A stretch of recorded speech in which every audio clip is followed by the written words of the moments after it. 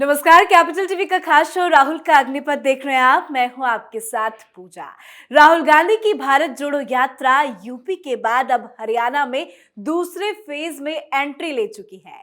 हरियाणा में राहुल गांधी अपने अग्निपथ पर आज से 10 जनवरी तक चलेंगे। इसके बाद 11 जनवरी को पंजाब में कांग्रेस की भारत जोड़ो यात्रा प्रवेश करेगी।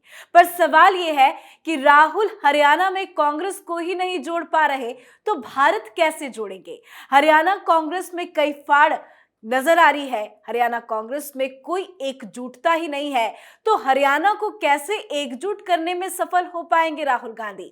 हरियाणा में राहुल के लिए क्या क्या बड़ी मुसीबतें और चुनौतियां हैं, आज इसी पर चर्चा करेंगे।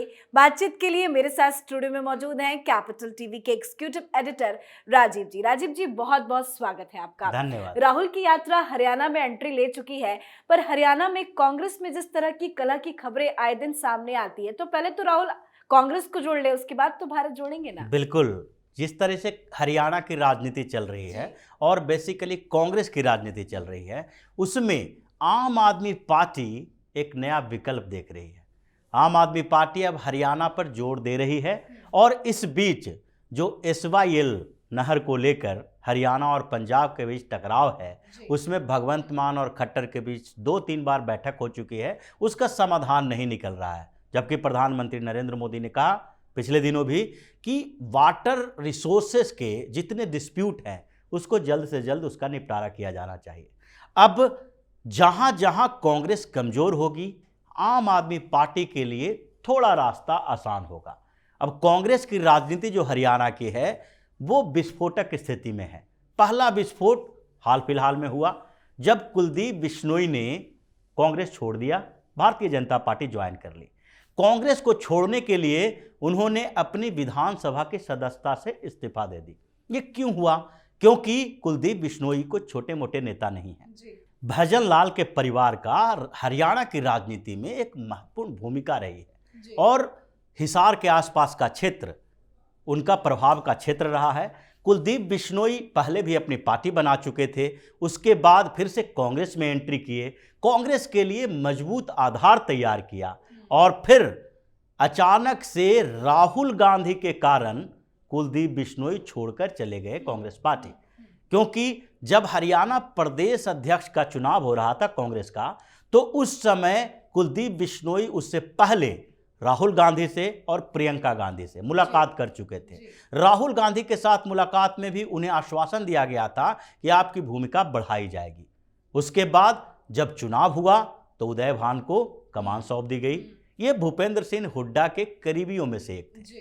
अब उस समय तत्काल तो कुलदीप बिश्नोई ने कोई स्टेप नहीं उठाया, लेकिन उन्होंने कहा कि अभी राहुल गांधी से फिर से मुलाकात करेंगे और बात होगी, तब पता चलेगा कि उन्होंने जो वादे किए थे उसे पूरा करेंगे या हमारे लिए बाहर का रास्ता दे दिया जाए। राहुल गांधी से मुलाकात की बात करते रहे, राहुल गांधी उनसे मिल नहीं पाए।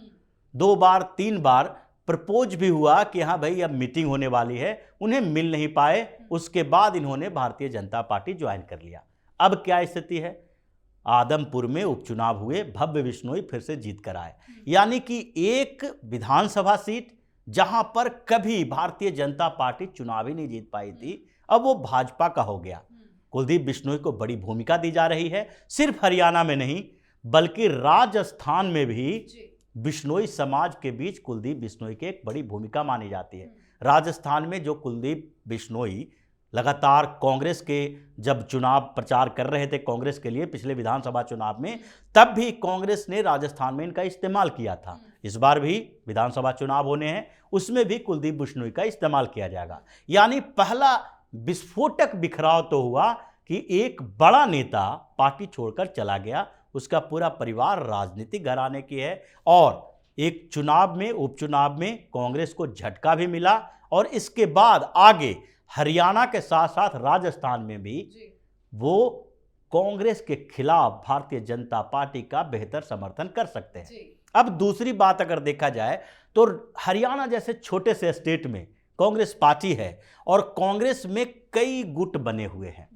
उसको एक मंच पर लाने के लिए काफी कोशिशें की जा रही है, लेकिन एक मंच पर लाया नहीं जा सकता है क्योंकि राहुल गांधी खुद इनमें से किसी को आगे बढ़ाते हैं, फिर किसी का पैर खींच लेते हैं। अब भूपेंद्र सिंह हुड्डा को देखिए। भूपेंद्र सिंह हुड्डा सोनिया गांधी के साथ मेल मिलाप कर चुके हैं, सोनिया गांधी के करीबियों में से एक हो चुके हैं, क्योंकि G23 में वो भी शामिल थे। उन्हीं को आगे किया गया, सोनिया गांधी ने उनसे मुलाकात की और उसके बाद उन्होंने कुछ G23 के बागी नेताओं को अपने साथ लाने में भूमिका अदा की, इसलिए उनको फायदा भी दिया गया। अगर वो खुद ही हरियाणा प्रदेश कांग्रेस का अध्यक्ष बनते तो उन्हें नेता प्रतिपक्ष की भूमिका से हटना पड़ता।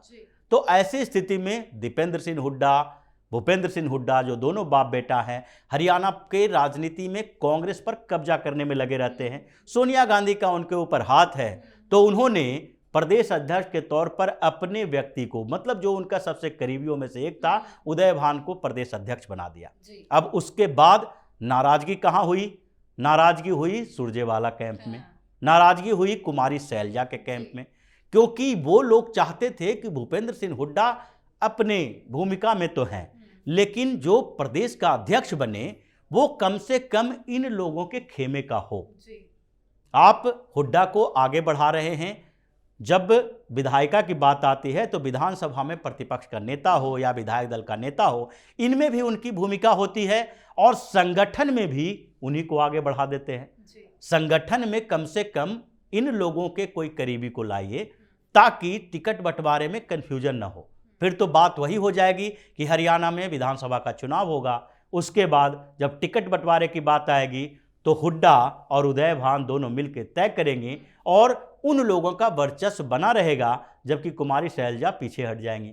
उन्हें वही किया जा रहा है जैसे ज्योतिरादित्य सिंधिया को किया जा रहा था। ज्योतिरादित्य सिंधिया को मध्य प्रदेश की राजनीति से हटाकर इधर उधर भेज दिया गया, महाराष्ट्र का प्रभारी बना दिया गया, पश्चिमी यूपी का प्रभारी बना दिया गया, उनको मध्य प्रदेश से हटाया जा रहा था, इसलिए उन्होंने बगावत की।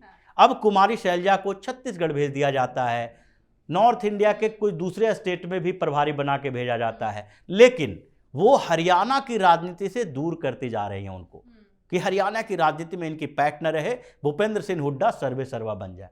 तो कुमारी शैलजा की नाराजगी अपनी जगह है। अब जहां तक रणदीप सुरजेवाला की बात है, वो राहुल गांधी के काफी करीबी माने जाते थे, लेकिन हुआ क्या, जयराम रमेश को उनके बदले मीडिया का प्रभार सौंप दिया गया।